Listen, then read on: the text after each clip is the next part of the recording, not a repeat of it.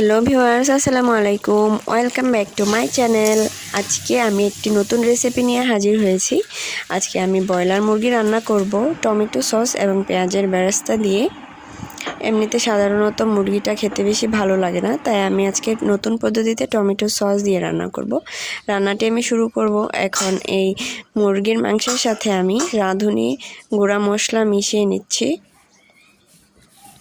এখন আমি লবণ দিচ্ছি। সামান্য পরিমাণ রাঁধুনি মুরগির মাংসের মশলা আমি নিয়েছি।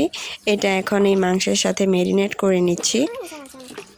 লবণটা আমি একবারে দিয়ে দিলাম। তরকারিতে আমি আর কোনো রকমের লবণ ব্যবহার করব না। এটা মেখে আমি প্রায় 15-20 মিনিটের মতো রেখে দেব। এরপর এখানে উপকরণ লাগছে, আলু কেটে নিয়েছি এইভাবে। এখানে পেঁয়াজ বাটা, রসুন বাটা, আদা বাটা রয়েছে। আর এখানে আমি টমেটো সসের প্যাকেট নিয়েছি। আর রয়েছে পেঁয়াজ কুচি। এখানে ধনিয়া গুঁড়া, মরিচ গুঁড়া, হলুদ গুঁড়া এবং কাঁচা মরিচ রয়েছে। আর এখন আমি একটি কড়াইয়ে তেল বসিয়ে দিয়েছি। তেলটা গরম করে এর মধ্যে আমি প্রথমে আলুগুলোকে ভেজে নেব। আলুগুলোকে বেশ ব্রাউন কালার করে ভাজবো। আমি সবগুলো আলু দিয়ে দিলাম তেলটাতে। এখন আলুটা ভাজা হচ্ছে। আলুটাকে ঠিক এরকম করে ভাজতে হবে। এটা আমি ভেজে নেওয়া হয়ে গেছে। এখন আমি তুলে নিচ্ছি। আলুটা সেদ্ধই হয়ে গেছে।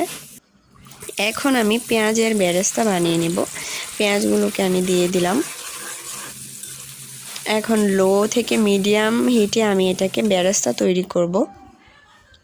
পেঁয়াজের বেরেস্তাও রেডি, আলুটাও ভাজা হয়ে গেছে। এখন আমি এগুলো রেখে দিয়ে আর একটা পেঁয়াজ তেলের মধ্যে ছেড়ে ভেজে নিচ্ছি। এখন আমি মূল রান্নাটা শুরু করব। পেঁয়াজটা ভাজা হয়ে গেছে। এখন আমি এর মধ্যে পেঁয়াজ বাটা, রসুন বাটা, আদা বাটা সব কিছু পরিমাণ মতো দিয়ে দিচ্ছি। এখন এইখানে এইগুলো বরফ হয়ে আছে। এই বরফটা ছাড়া পর্যন্ত আমি নাড়াচাড়া করব এটাকে। এখন আমি জিরার গুঁড়া, হলুদ, মরিচ এবং ধনিয়ার গুঁড়া দিয়ে দিলাম পরিমাণ মতো। এই সব মশলা একসাথে মিশিয়ে নিচ্ছি। এখন এই মশলাগুলোর কালারটাই একদম অন্যরকম হয়ে গেছে। অনেক সুন্দর একটা কালার এসেছে। এগুলোকে আমি কষিয়ে নিয়েছি পানি দিয়ে। এখন আমি চিকেনের পিসগুলো দিয়ে দিচ্ছি একে একে। সবগুলো পিস দিয়ে আমি কোনো পানি না দিয়ে কষিয়ে তারপরে এর মধ্যে এখন টমেটো সসগুলো দিয়ে দিচ্ছি। 2টা প্যাকেট আমি প্রথমে দিব এবং শেষে আমি আরও একটি সসের প্যাকেট দিব। এখন এইগুলোকে আমি ভালোভাবে কষিয়ে নেব। আমার কষানো হয়ে গেছে। এই যে দেখা যাচ্ছে তেল উঠে এসেছে। তরকারির অনেক সুন্দর একটা গন্ধ এসেছে। এখন শেষ পর্যায়ে আমি আলু দিয়ে দিচ্ছি। যেহেতু আলুগুলো আগে থেকেই সেদ্ধ ছিল, তবুও আমি আরেকবার কষিয়ে নেব আলু দিয়ে।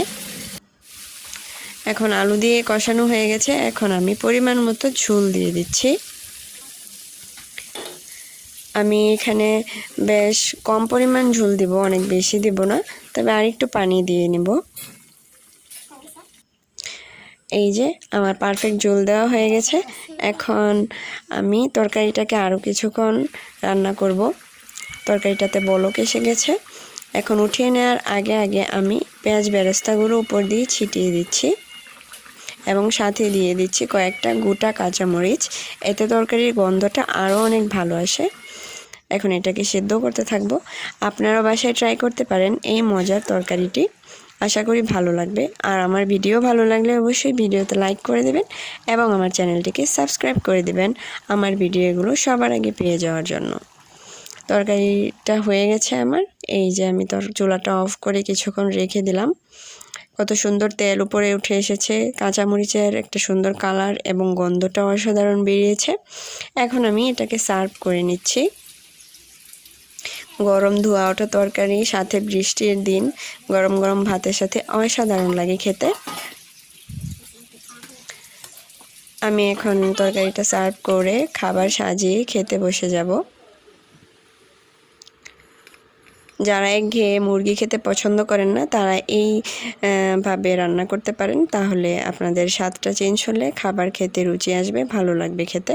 আমি এখন খুব মজা করে দুপুরের খাবার খাবো। আজকের মতো এইখানেই বিদায় নিচ্ছি। সবাই ভালো থাকবেন, সুস্থ থাকবেন। আল্লাহ হাফেজ। আমার পরবর্তী ভিডিওর জন্য আমন্ত্রণ রইল।